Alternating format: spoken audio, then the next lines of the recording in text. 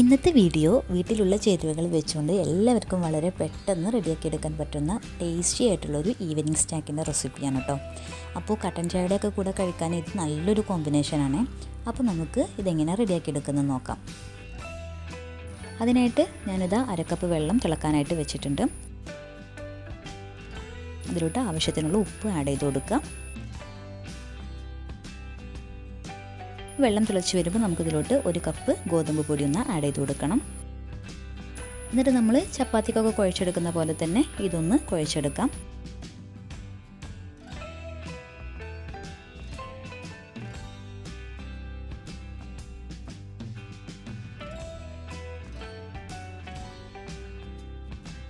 അപ്പോൾ നമ്മുടെ ഡോ ഇവിടെ ഏകദേശം ഒരു പരുവായിട്ടുണ്ട്. നമുക്കിതൊന്ന് മാറ്റി വെക്കാം.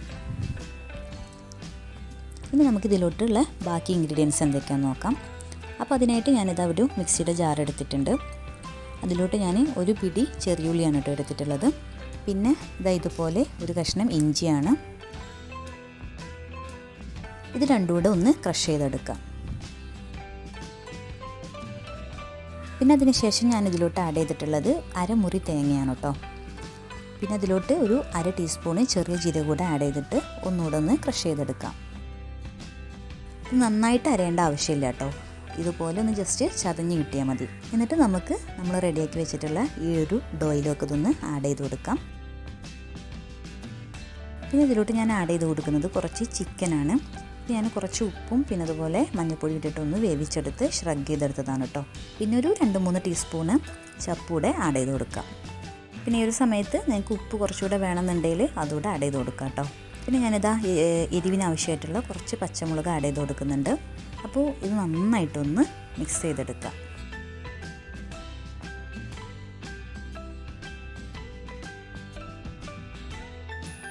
അപ്പോൾ നമ്മുടെ ഡോ ഇവിടെ ഏകദേശമൊക്കെ റെഡി ആയിട്ടുണ്ട്.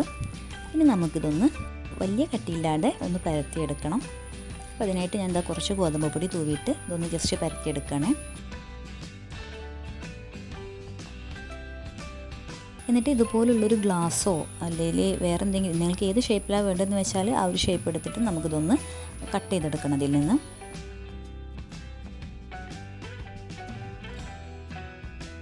അപ്പോൾ ഞാൻ 1 കപ്പ് ഗോതമ്പ് പൊടി കൊണ്ട് ഞാനിവിടെ ഒരു 11 സ്നാക്കാണ് കേട്ടോ റെഡിയാക്കി എടുത്തിട്ടുള്ളത്.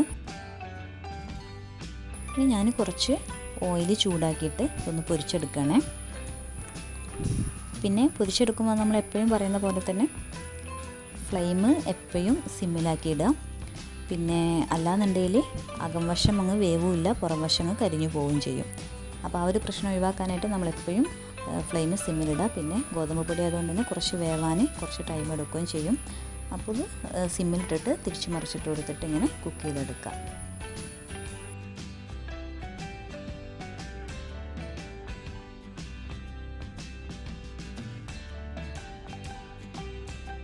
അപ്പോൾ ഇതാ നമ്മുടെ ഒരു സ്നാക്ക് ഇവിടെ റെഡി ആയിട്ടുണ്ട്. ഇതുപോലെ ഞാൻ ബാക്കിയുള്ളവർ ചെയ്തെടുക്കട്ടെ.